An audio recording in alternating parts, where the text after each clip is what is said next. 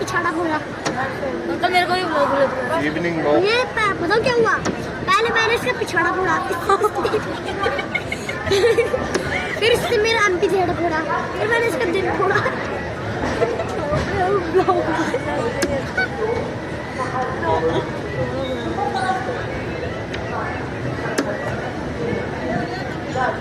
Hello hello hello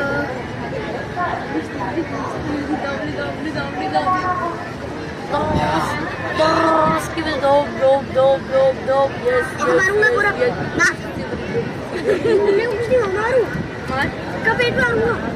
मैंने तेरे को कैद कर लिया चल छुड़ा के दिखा दे, अपने आप को छुड़ा के दिखा दे। दीदी किनके बीच में बिठा दिया मेरे को।